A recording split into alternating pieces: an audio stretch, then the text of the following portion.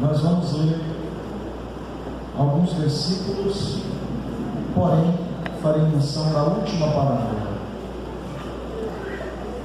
Glória a Deus. Lucas, capítulo 15, vamos ler 2 versículos.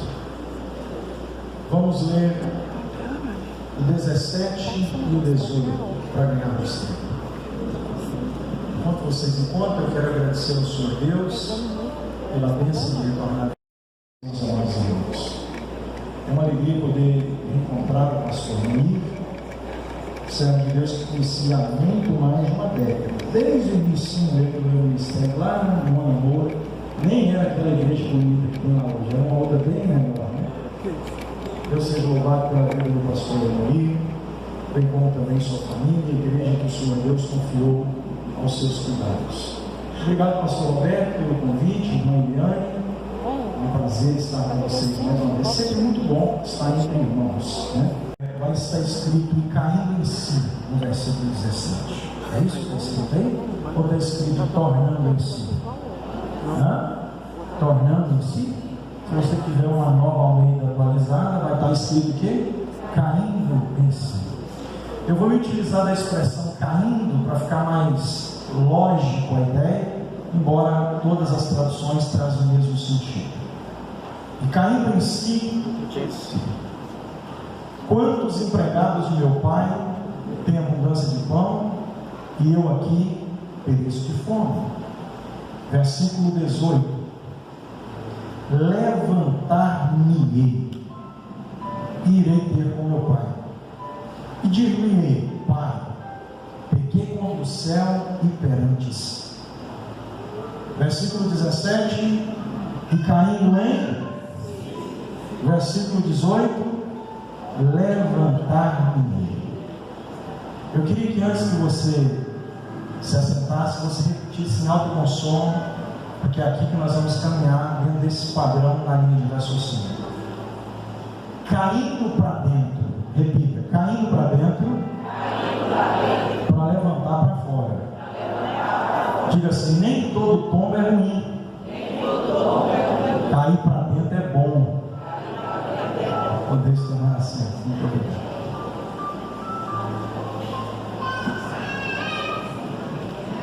Queridos irmãos, pelo tempo que fora proposto, eu tentarei ser o mais reduzido possível aqui agora nessa visão introdutória, mas se faz necessário tecer alguns comentários para maior compreensão. Então atente-se, por favor, à palavra de Deus. Nós estamos situalizados no capítulo 15 do Evangelho, pela narrativa de Lucas. O capítulo 15 trata de 3 parábolas. A primeira é o texto de divisa e base para a temática proposta para o evento desse fim de semana, que vocês estão participando. O segundo fala da dracma e o terceiro do filho pródigo. Por que é que eu li na terceira parábola? Porque a gente só compreende as 2 anteriores embasadas nessa parábola. É preciso olhar para os pormenores ou para o contexto do capítulo 15 para compreendermos o que o autor do texto queria dizer nas entrelinhas dessa história.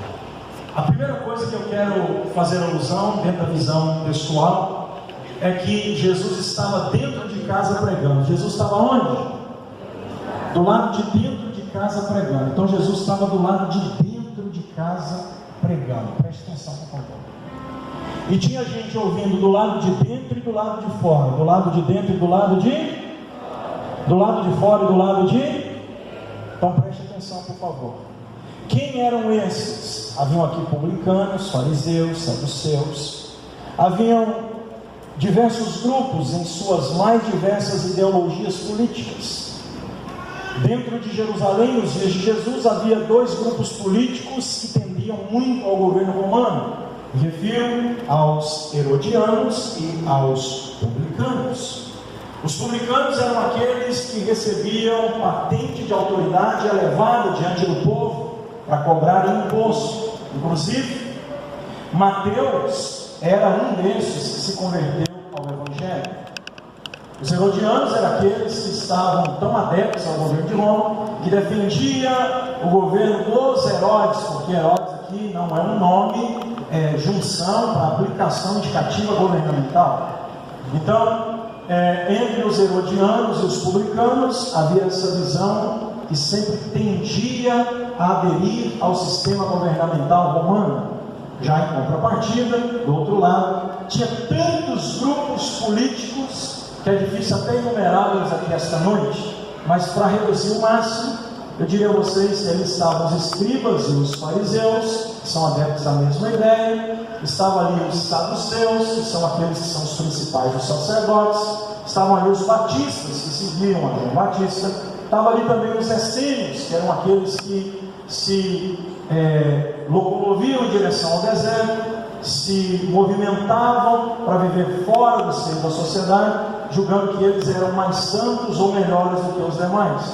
Haviam entre esses também os samaritanos, que era um povo que vivia excluído.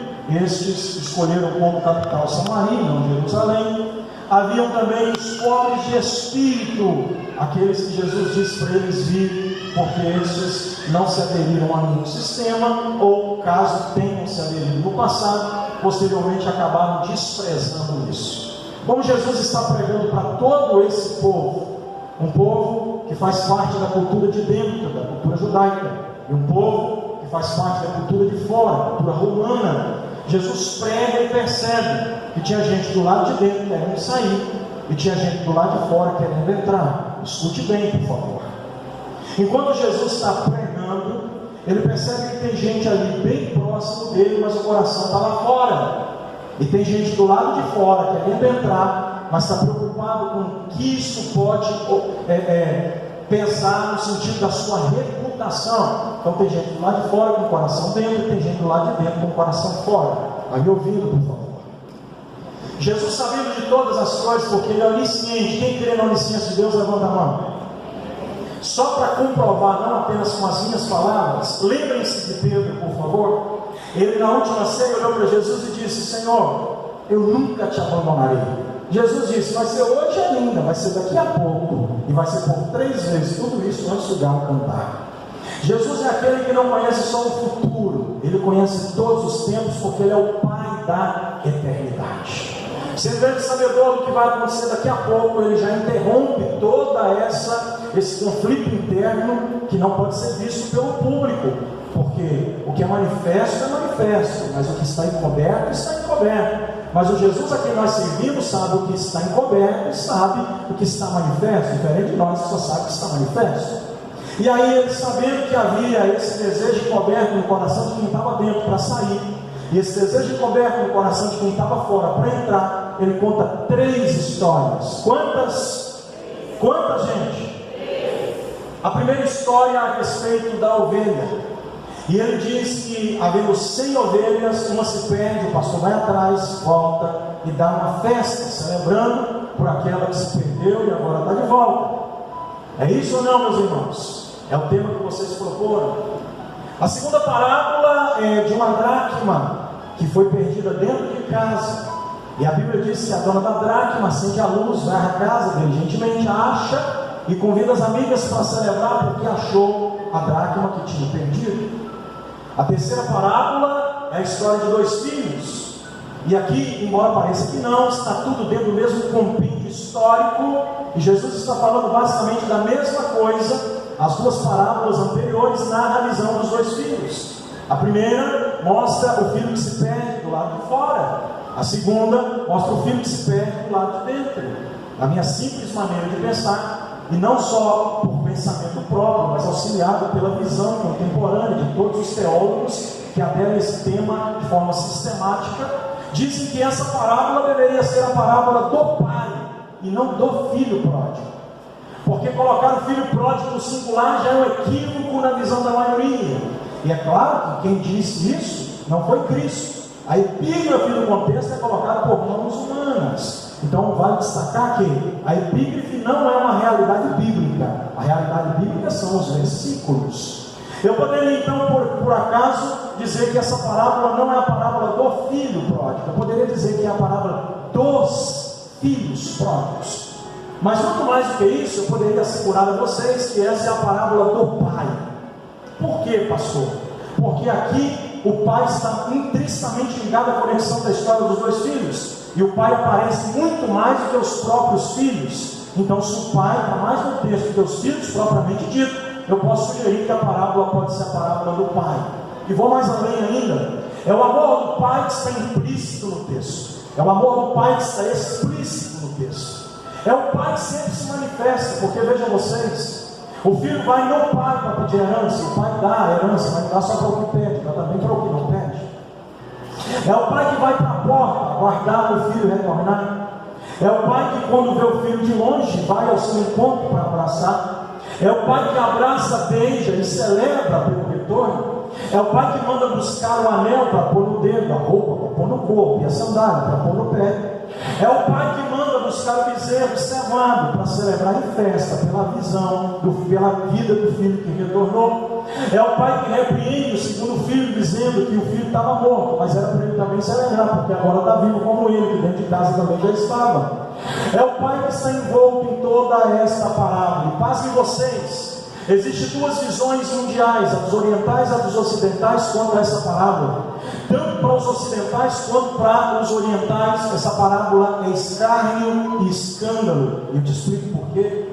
Porque o amor do pai constrange tanto os orientais quanto os ocidentais. É o amor do pai que faz com que muita gente não compreenda porque é que alguém merece tanto assim de Deus. É o amor do pai para os orientais, que é um escárnio, um escândalo, porque os orientais, pela cultura judaica principalmente, vão refutar a ideia de que o pai vai dar herança para o filho mais moço primeiro.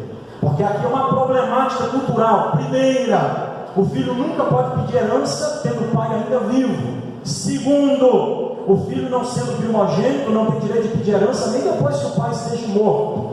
Então esse menino quebra dois protocolos culturais: o primeiro de pedir herança antes que o pai morra, e o segundo de pedir herança não sendo ele o filho mais velho. É um problema. E por que é que os orientais refutam essa parábola como algo que pode de fato acontecer no seio da humanidade? Porque aqui o amor do pai constrange a eles, porque o pai dá para o filho que pede, o pai entrega a herança, mesmo não sendo ele o mais velho.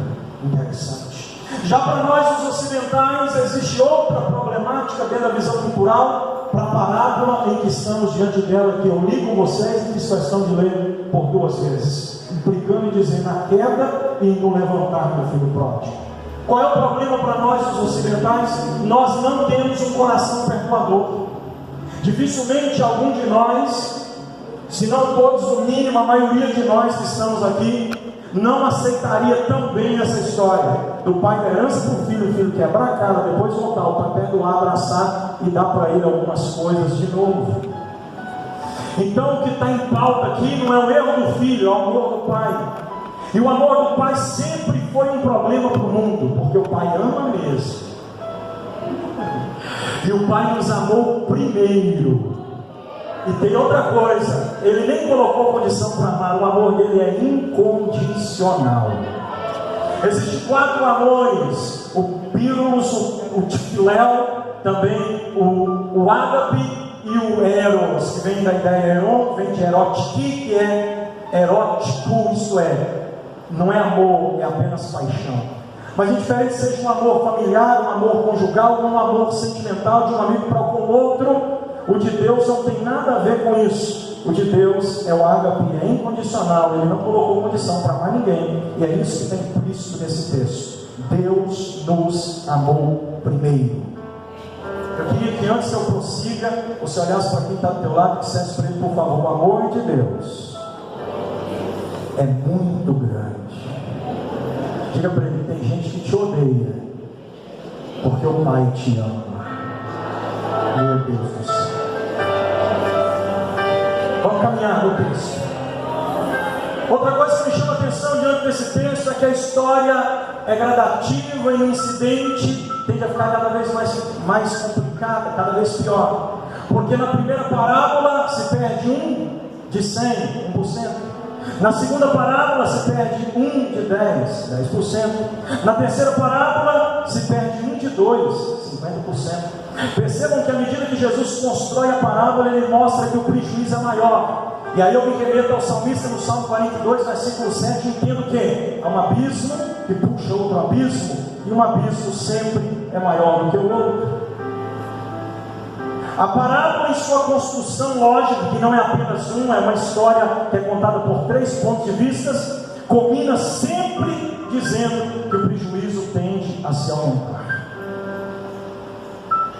Tudo que vai se perdendo é um abismo puxando o outro e o prejuízo aumentando. Eu desconheço alguém que viveu a experiência, não foi eu que tematizei, então o problema nem é tanto meu, agora é mais Roberto, o pastor Noir, aí na igreja que eu isso aqui. Mas olha que coisa interessante, eu não conheço ninguém que se distancia dos projetos de Deus e tenha um bom resultado quanto a isso. Quanto mais distante dos projetos de Deus essa pessoa vai ficando, pior as coisas tendem a ficar para essa pessoa. Eu costumo até dizer que quem saiu da presença de Deus está pensando que as coisas vão melhorar, pode parar de ficar viajando na maionese, porque as coisas vão piorar ainda mais. Longe de Deus não tem como as coisas melhorarem. O autor da parábola, que é Lucas, ele faz questão de enfatizar algumas coisas que eu acho interessantíssimas. A primeira é que o filho pede para o pai, para que o pai lhe dê, e o pai dá, porque o pai é bom. Escute, por favor. O pai dá porque o pai é bom. Quantos aqui concordam que o pai é bom? Então o filho não tem capacidade para pedir o que quer, porque ele não é o primogênito e o pai ainda está vivo, mas ele pede quebrando 2 protocolos e ainda assim o pai dá, porque o pai é bom. Nunca se esqueça disso. O pai não só ama, o pai também é bom. E por que o pai é bom, pastor? Porque ele dá para o filho algo que ele quer hoje, mas só tem capacidade para administrar amanhã. A primeira coisa que esse menino me ensina é que quando eu insisto demais com Deus em ter algo hoje, tendo capacidade para administrar apenas amanhã, eu corro o risco de que Deus me dê, porque o pai é bom, só para mostrar para mim que eu não estou preparado para viver aquilo que eu quero viver hoje. Sabe por que tem muita gente deixando a casa do pai? Porque quer que o pai dê para ele hoje o que só tem capacidade para administrar amanhã. E o pai é tão bom que você não insiste mais não, porque pedir, mas se usar. Batei e encontrareis, buscai e achareis. O pai é bom, se a gente insiste ele dá. A viúva, pela parábola de Cristo, mostra que se há insistência no pedido, uma hora quem pode jogar cego diz, então tome a sua causa. Só que nem tudo que vem pode ser bênção, porque o proverbista Salomão diz que a bênção que vem antes do tempo, ela é... Vocês estão aí, gente? A bênção que vem antes do tempo, ela é maldição. Esse menino estampa a herança que o pai deu. E eu vou dizer uma coisa para vocês aqui: que prensa é essa que a igreja atual está vivendo? Irmã Irane, mais de 90% das pessoas que estão deixando a casa do Senhor estão deixando porque não têm vivido um tempo de paciência. Eles querem hoje, querem agora, querem imediatamente. E no reino de Deus nada funciona no micro-ondas espiritual. A maneira de Deus fabricar milagre ainda é a moda antiga, no forno a lenha.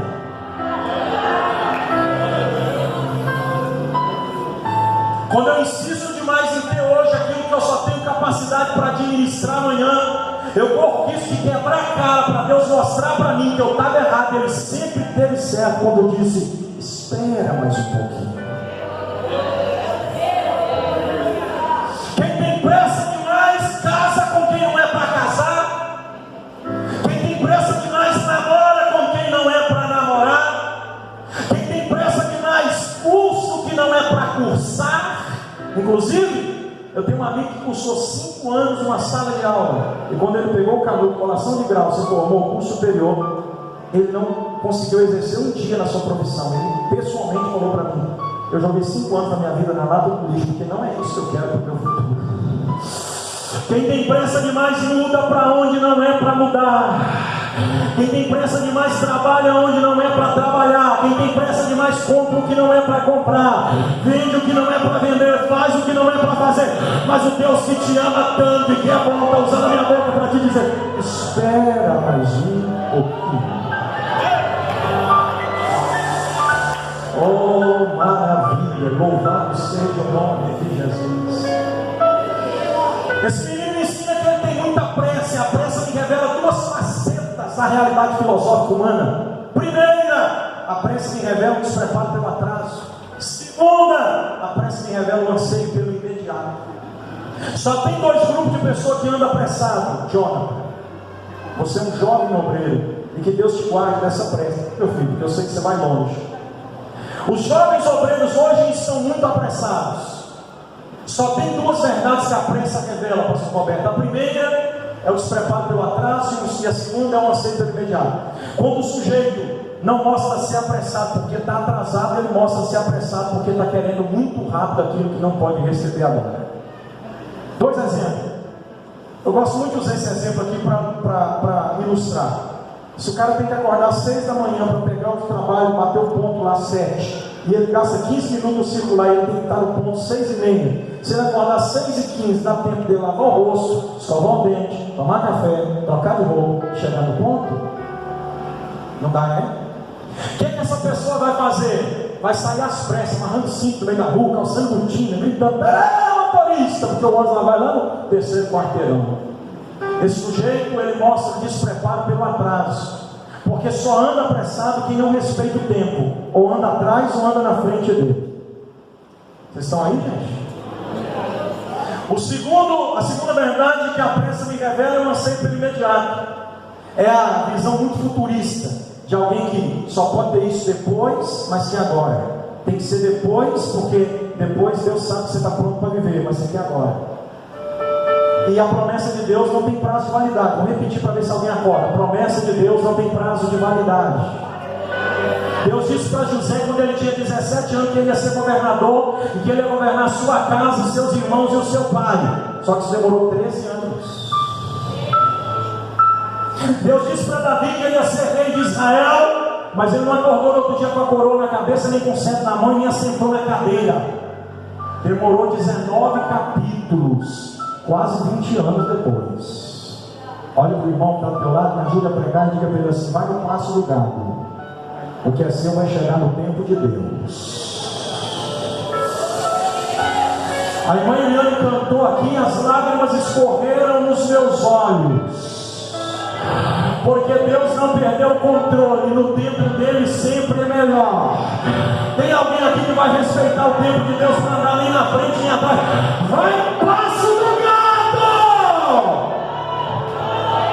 Porque Deus tem para você, não fugiu da mão dele. É só você aguardar que chega. Mas esse menino estava com pressa, pastores, e o fato dele estar tão com pressa fez ele um homem que se precipitou. E aí você lê o texto assim, ó: e ele pediu a herança e o pai deu para os dois. Porque a lei da primogenitura, escute-me bem por favor, impedia que esse sujeito, que é o mais moço, recebesse herança antes do mais velho. Se o pai fizesse isso, ele quebrava um sistema cultural e ele corria o risco de ser apedrejado ele mesmo.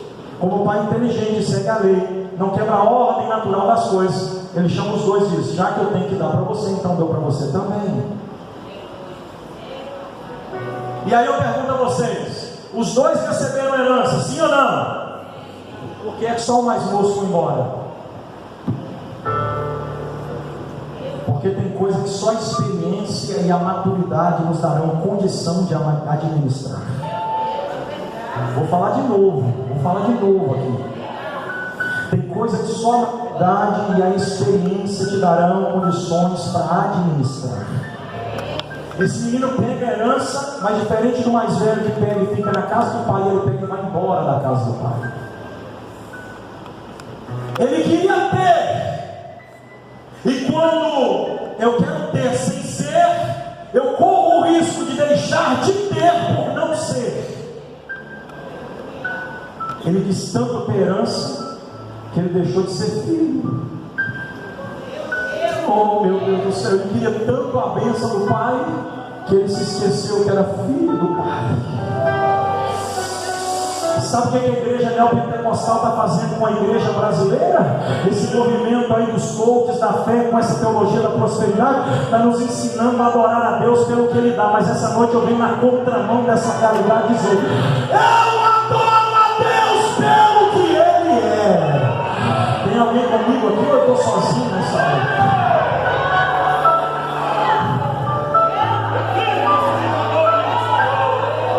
As igrejas evangélicas pentecostais raiz que pregam a palavra de Deus estão se esvaziando. As igrejas neopentecostais que estão dando capim para bode, não está dando passo para a ovelha, está só enxerga. Como profeta eu denuncio esta noite que o Deus que quer ser pai, Ele não quer só te dar herança, Ele quer te dar colo. Mais do que dar para você o que Ele tem no reino dele, Ele quer mesmo é que você esteja no reino dele.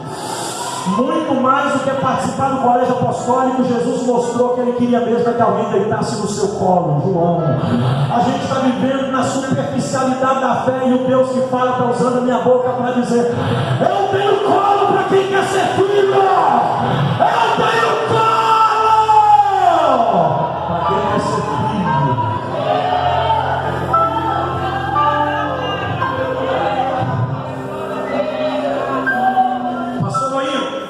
O que me assusta é que o texto diz assim: e pegando a herança, foi para uma terra longínqua.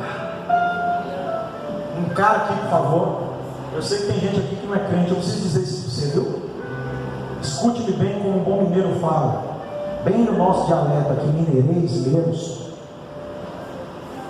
Cada passo para fora da casa do Pai se torna distante demais para que você possa prosperar. Está acabando a gasolina desse carro aqui. Põe para mim gasolina aqui, só na base. Glória a Deus. Pastor, eu não entendi não.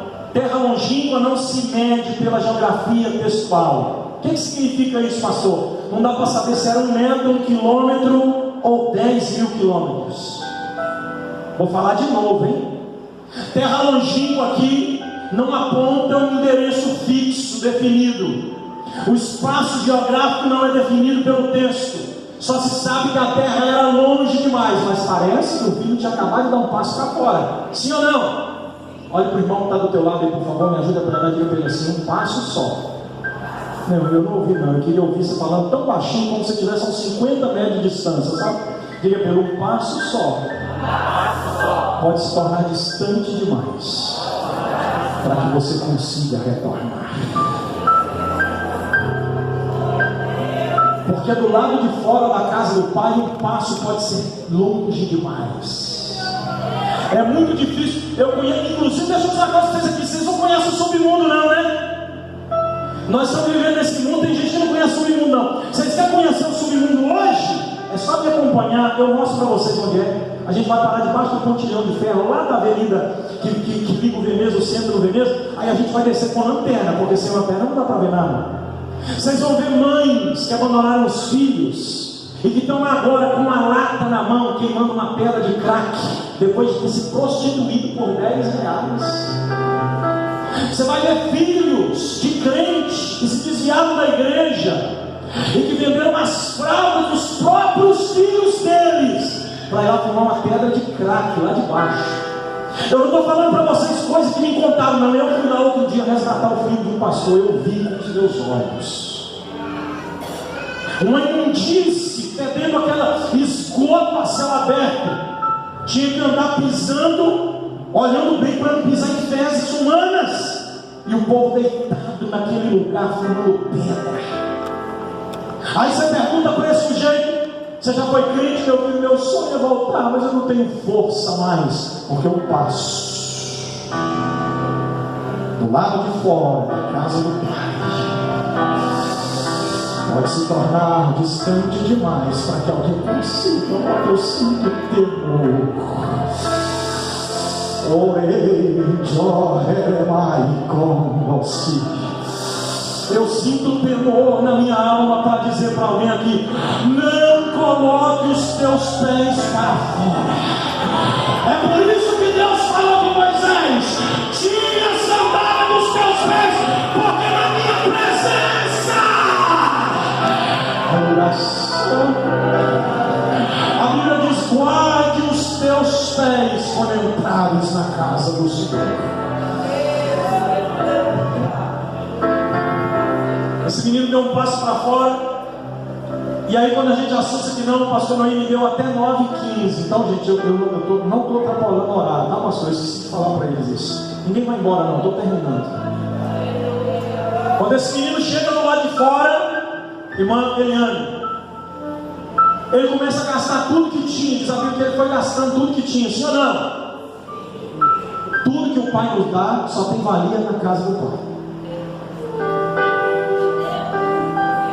Lembra daquela dupla, irmã Eliane, que cantava lá da nossa terra, lá, cantava assim: tô passando aqui. O lindo leproso, lembra? Aqueles outros hinos que ele cantava, aquela moda sertaneja, gospel, aquela antiga, Daniel Samuel.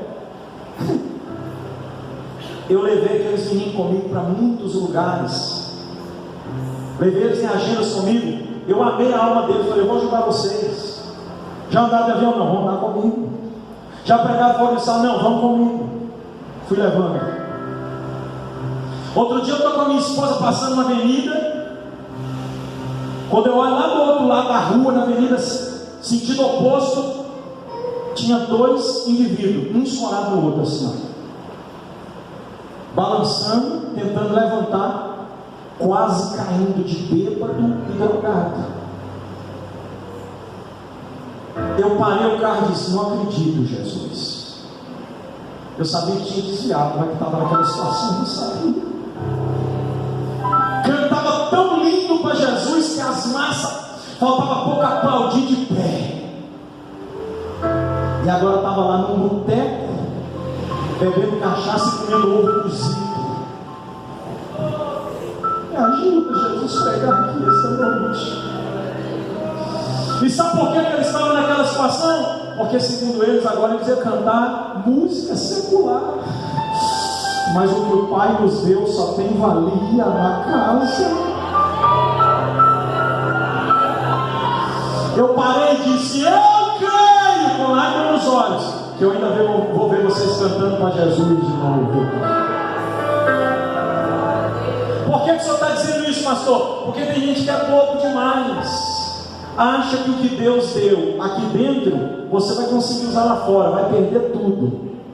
E ó, escute uma coisa: o Pai não toma não, tá? Porque tudo que o Pai dá é irrevogável. Vocês sabem disso? O Pai nunca toma da gente aquilo que Ele dá. Foi o menino que perdeu, sim ou não, irmãos? E sabe por que ele perdeu tão rápido? Aí tem gente que inventa um monte de história que não está no texto. Eu sou pregador da Bíblia, viu, gente? Inclusive quem não tem paciência de ouvir Bíblia, nem tem paciência de ouvir pregar. Mas vamos ficar com o texto. Não está escrito aqui que Meretriz levou dinheiro, não está escrito nada disso. Mas existe uma interpretação lógica para isso daqui.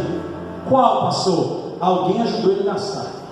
Porque ninguém dá conta de gastar uma herança inteira tão rápido assim. Olhe para mim, por favor, me encara aqui. Cuidado com quem anda do teu lado. Amigo de verdade não é quem te leva para a mesa do bar, é quem te traz para o altar. Amigo de verdade não te leva para a mesa da jogatina, te ensina a dizimar. Amigo de verdade não é quem te leva para a prostituição, te ensina a orar para Jesus restaurar o seu casamento. Amigo de verdade não é quem te faz perder, é quem acrescenta o que te falta. Quem está subtraindo não é amigo de verdade, é instrumento do diabo para tomar o que você tem. Mas eu profetizo que essa noite Deus vai colocar um amigo do teu lado. Porque amigo soma, multiplica, acrescenta. Amigo não subtrai. Eu estou sentindo a autoridade de Deus para pregar aqui. Dizia minha mãezinha, meu pai em saudosa memória também dizia: quem mistura com porco. Não, vocês estão aí, né? Quem mistura com porco, galinha quer acompanha papo. Se o ditado é popular e você já sabe de qual são o diabo, porque aí então tem gente acompanhando a cabeça dos outros. Você não nasceu para ser influenciado. Deus está te levantando para ser influência. Para de andar atrás da cabeça dos outros e andar atrás da tua fé. Diante de Jesus de Nazaré. Quem pode dar glória? Quem tem glória, dá glória.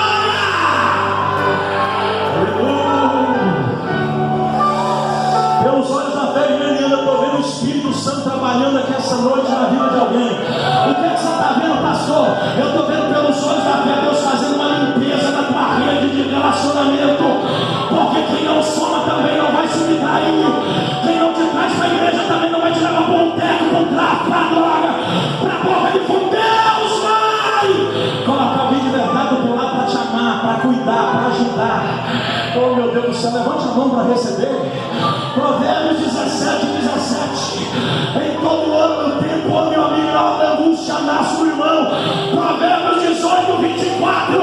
Quem tem muitos amigos pode condenar, não nasce, mas amigos mais chegados que o irmão. Olha para o irmão do teu lado, dá um abraço forte nele e diz: não que depender de mim. A gente vai sentir o amor do Pai, o abraço do Pai, o colo do Pai, o refrigério do Pai, a providência do Pai, a glória do Pai, o renovo do Pai. Está descendo um negócio aqui. Quem tem glória da glória, quem tem aleluia da aleluia, quem tem línguas estranhas.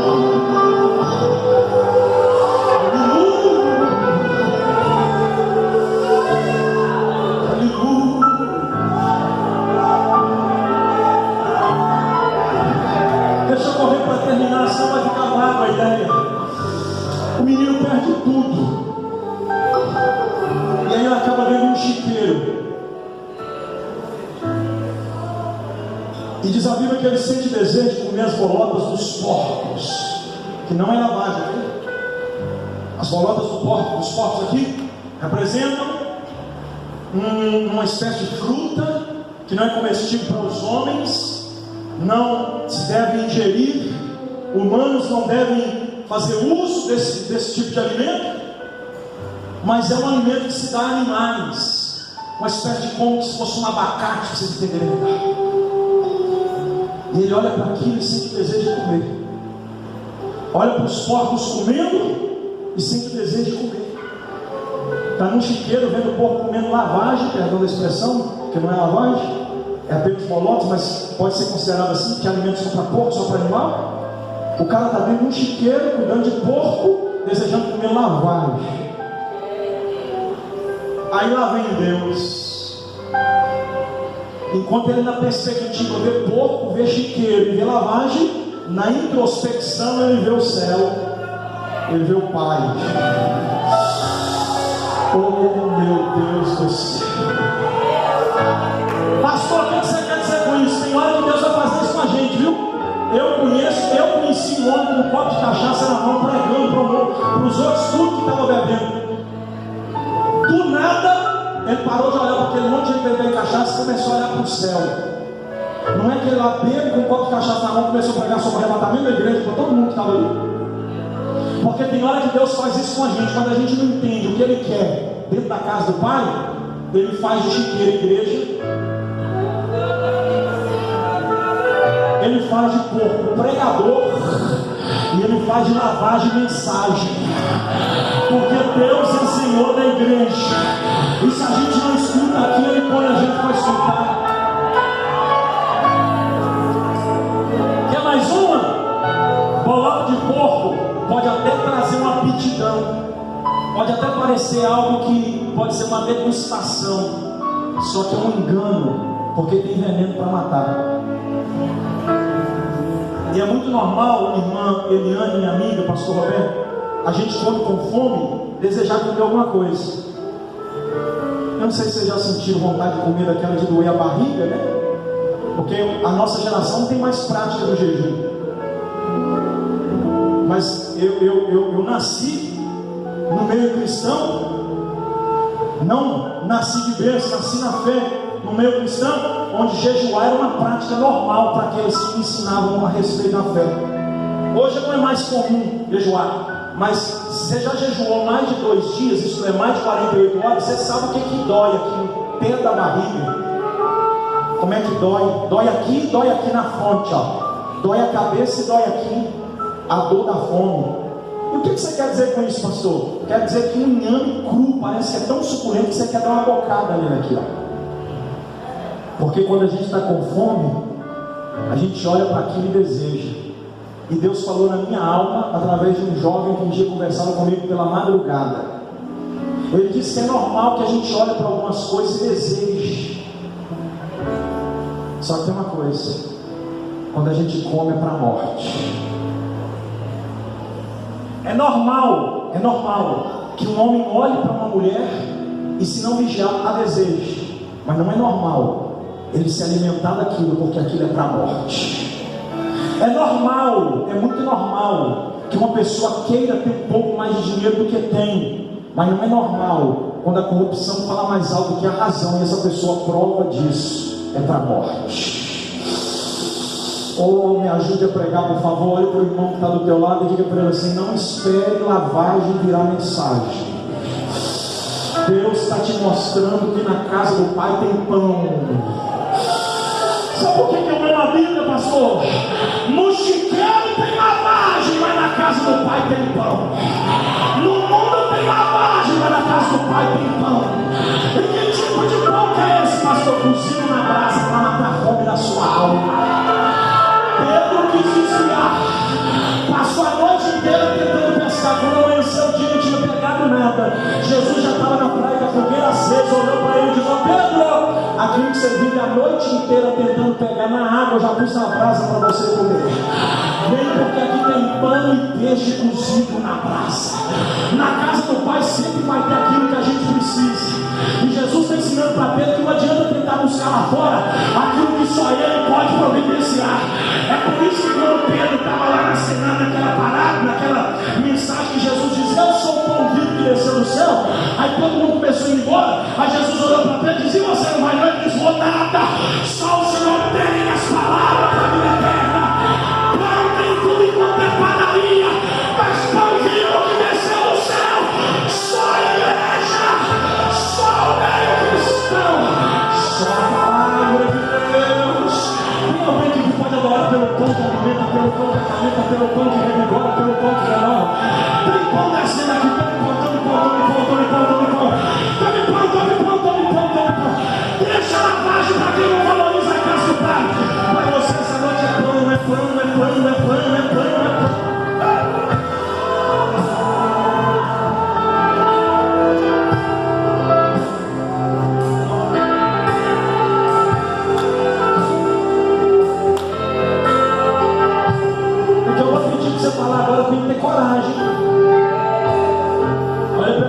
está do teu lado aí e diga para ele assim: para com esse negócio de ficar com desejo de comer lavagem.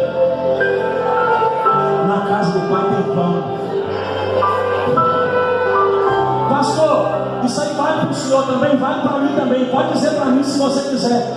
De vez em quando a gente fica numa louca com vontade de comer lavagem. Deus está usando a minha boca para dizer: o que eu tenho para você no cardápio não é lavagem, é pão, é pão, é pão.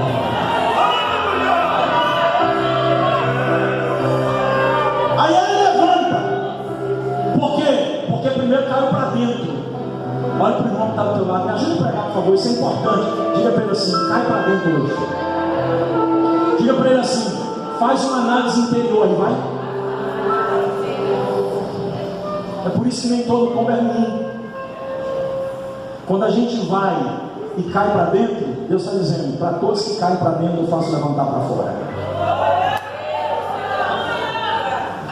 O autor, presta atenção, o autor se utiliza do verbo levantar, na primeira pessoa do singular, anexo ao pronome de identificação que indica o sujeito que recebe a fala. Isto é, quem está falando está dizendo: ninguém me levantou, eu mesmo me levantei.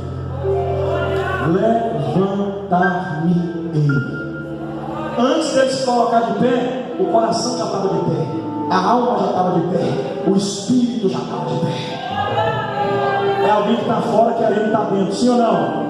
Deus sabe que você está se aguentando. Quando você está lá fora, o coração está palpitando com vontade de estar aqui dentro.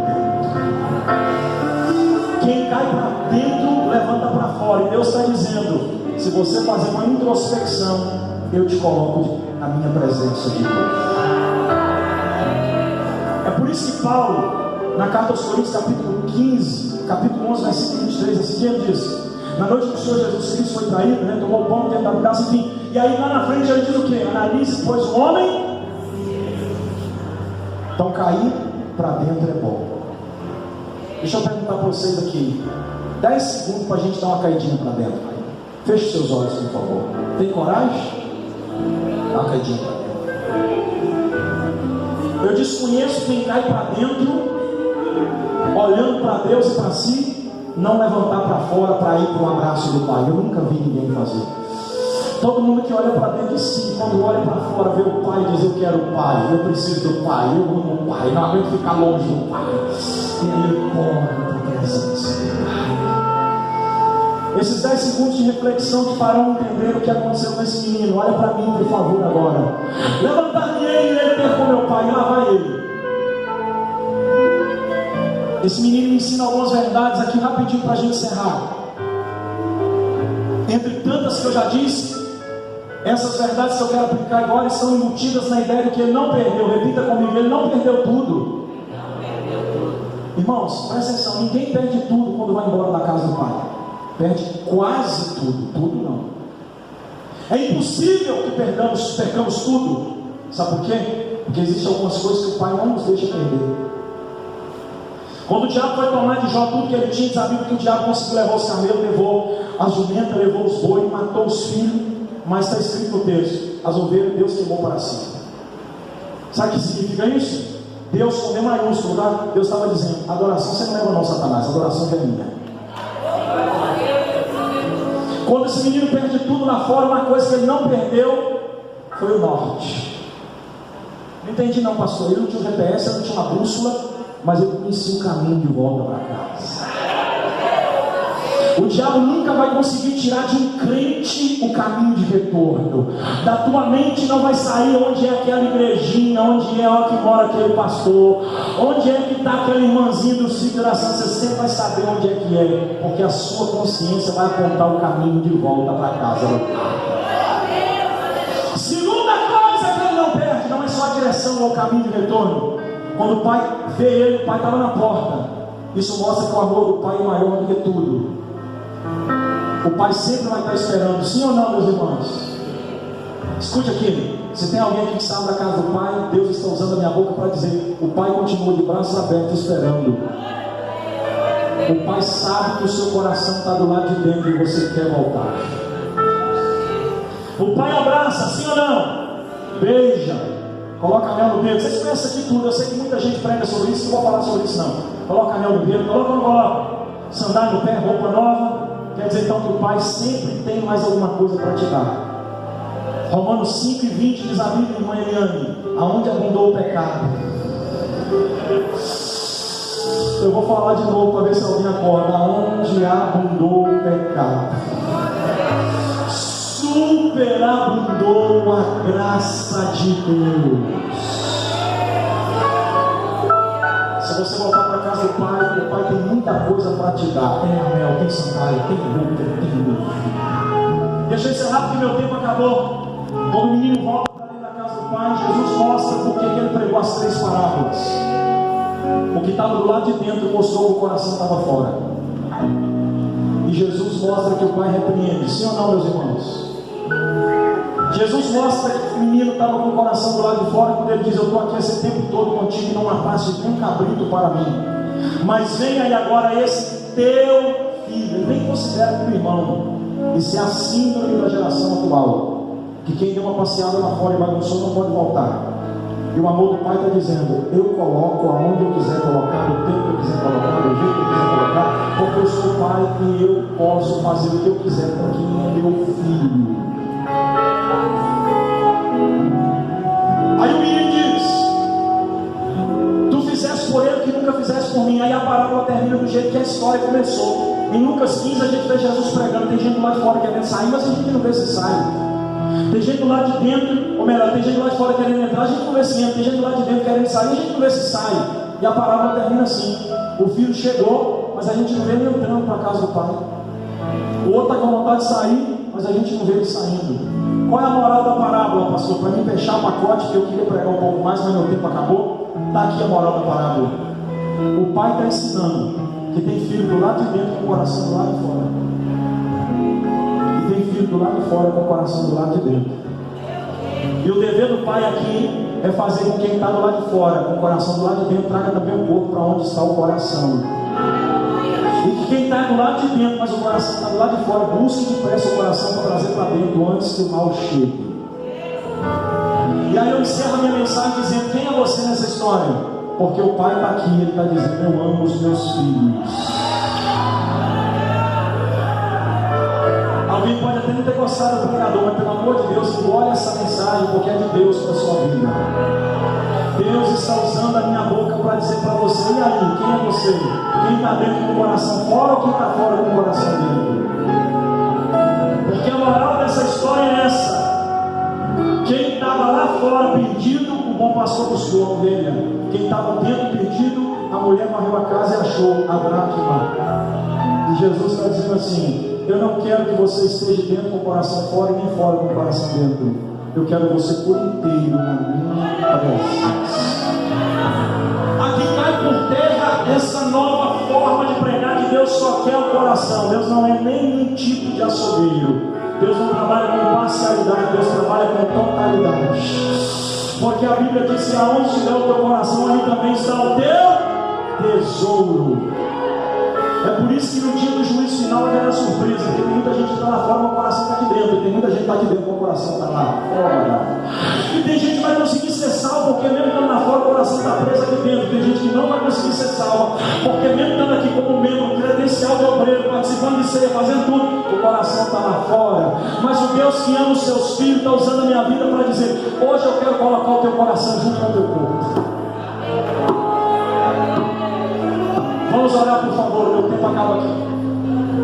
Do jeito que o pastor me deu, ele me deu 9h15, disse: se precisar passar mais um pouquinho, vai perceber, vou passar 5 minutos, são 9h20. Na verdade eu passei por 10, 9h25, hein? Mas foi por uma boa causa. Tem 45 minutos que eu estou pregando. Geralmente eu prego 1 hora, eu preguei mais corrido hoje. Mas escute isso aqui, por favor. Eu vou encerrar com 2 orações, porque não tinha como ser diferente não, viu? A primeira oração é para o filho que está do lado de fora com o coração do lado de dentro, para vir depressa e encontrar o seu coração. A segunda oração é para quem tem coragem. Você precisa de caráter, hein? Você vai precisar de humildade, de hombridade e de sinceridade. Quem está aqui dentro, mas de vez em quando o coração está puxando para fora, Deus está dizendo: hoje eu vou trazer seu coração. Vou fazer 2 orações.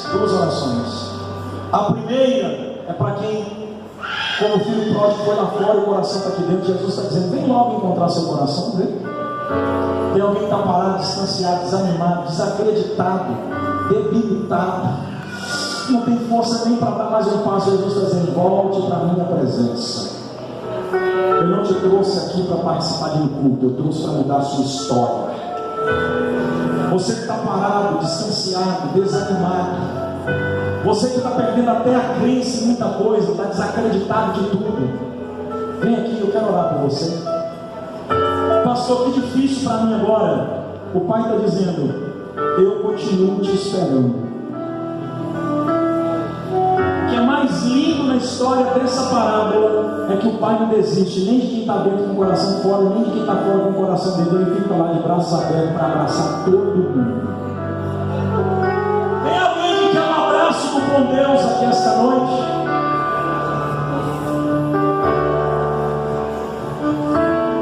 Me ajude aí, crente. Olha comigo, intercede comigo, busque comigo, clame comigo. Se tiver alguém aqui, não espera para amanhã o que você tem que fazer hoje, não, porque o negócio de Deus com você é agora. Amanhã é outro dia. Vem. Pastor, eu estou com um monte de coisa para resolver aí. Deixa que Jesus vai te ajudar.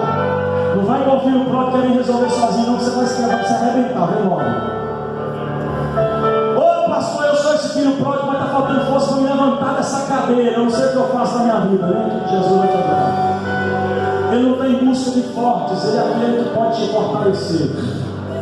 Disse Joel de naufrágio: eu sou forte. O apóstolo Paulo disse: aquele que pensa que está fraco, aí que está forte, porque o poder de Deus se aperfeiçoa na nossa fraqueza. Tem alguém para Jesus? Se ouvirmos a voz do Senhor teu Deus, não endureçais o vosso coração. Não é por força nem por violência, pelo Espírito. Dá licença aqui, pastor. Dá licença aqui.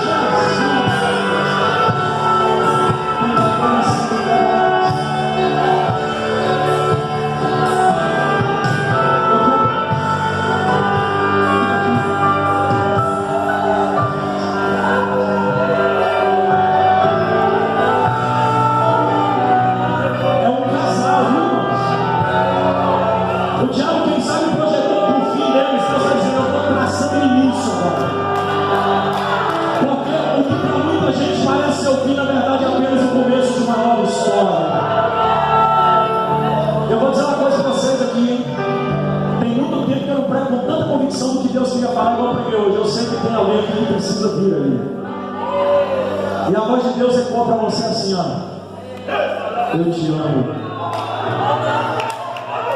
Eu te amo. Oh, bendito seja o Cordeiro.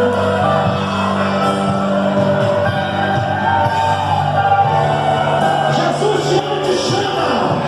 Só te chama porque te ama. Jesus te ama e te chama porque te ama. Vem logo, vem logo, vem logo, vem logo. Pastor aí, segura o fundo. Segura o fundo rapidinho, tá ali, só um pouquinho. Pastor aí, Deus manda dizer para o Senhor que Ele vai trazer uma restauração sobre a gente, Timóteo. Deus manda dizer para o Senhor que quem não valorizou o lugar que Deus colocou, Deus vai tirar lá de fora para colocar no lugar de quem não honrou a posição que Deus colocou. O que significa isso, pastor? Que tem muita gente descendo, mas Deus está fazendo muita gente subir. A limpeza de Deus sempre acontece assim. Ele faz com que quem não valoriza saia com as suas próprias pernas, mas quem quer a graça Ele levanta, coloca de pé e pode. Eu já estou vendo novos cooperadores aqui, ó, novos cooperadores da obra.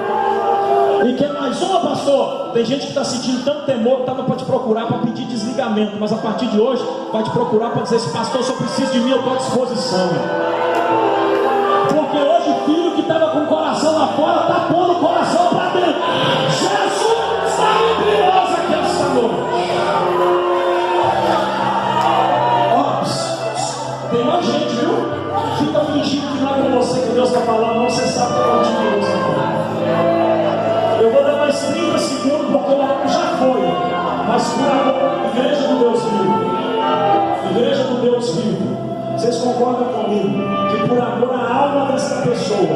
Nós precisamos dar mais 30 segundos. Vocês concordam comigo? Por amor à sua alma! 30 segundos para você.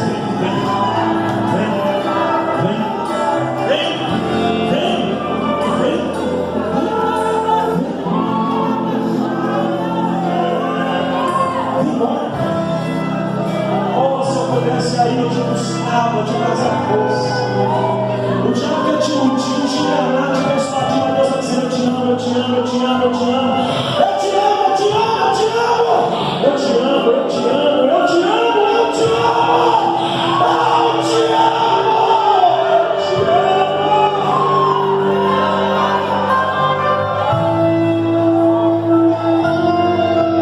Vou encerrar. Não é por força nem por violência, diz a palavra de Deus. Se depois de tudo isso que você ouviu, você ainda não quis, aí já não é mais comigo, tá? Aí é contigo e Deus. Eu vou encerrar. É assim ou não? Agora é com a pessoa e Deus, concorda?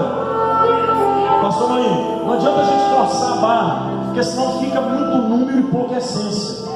Olha aí como é que eles estão chorando. Sabe o que é isso aqui? O Espírito Santo convencendo. Se o seu coração está duro, não tem como eu te ajudar, mas Jesus está dizendo: eu queria você por inteiro, meu filho, porque eu te amo. Os irmãos estão felizes pela vida dessas 3 pessoas aqui? Estendam as suas mãos para cá, por favor. Pastor, eu até parei, porque não é por força nem por violência, mas eu me sinto repreendido a orar por alguém, sabe? Se você está sentindo que é com você, me procura aqui ainda. Eu vou te dar mais uma oportunidade. Eu escuto acabar. Antes de eu ir embora, vem aqui, me procura, que eu quero orar por você. Você sabe que é contigo que Deus está falando. Estende as mãos, irmãos. Senhor Deus, em nome de Jesus Cristo, teu Filho, nós recebemos essas 3 preciosíssimas vidas para o teu povo. Escreve o nome delas no livro da vida. Repreenda, Senhor, os demônios que lutam contra elas e as suas respectivas famílias. Dê vitória, dê graça, dê unção, dê sabedoria, traga renovo e muita ousadia. Eu ministro não só sobre ela, Senhor, bem como também sobre toda a igreja. E esta é a segunda oração que eu prometi ao teu povo que faria. Eu oro agora não por aqueles que estiveram fora, mas o coração estava dentro. Eu oro por aqueles que estão dentro com o coração fora. Ajude-nos a estarmos na tua presença como filhos verdadeiros, que te amam pelo que o Senhor é acima de tudo. Em nome de Jesus, eu abençoo a igreja aqui em Timóteo, para a glória do teu louvor. E te peço, Senhor, que hoje seja apenas a porta aberta para o avivamento. Que os próximos dias desse evento sejam tão poderosos que fiquem marcados na eternidade das vidas que vão participar. Use os pregadores, os cantores e faz um reboliço na terra dos viventes. Traga um avivamento poderoso sobre esta casa. Em nome de Jesus, eu ministro essa bênção. E a igreja que concorda bem alto, em voz uníssona, diz: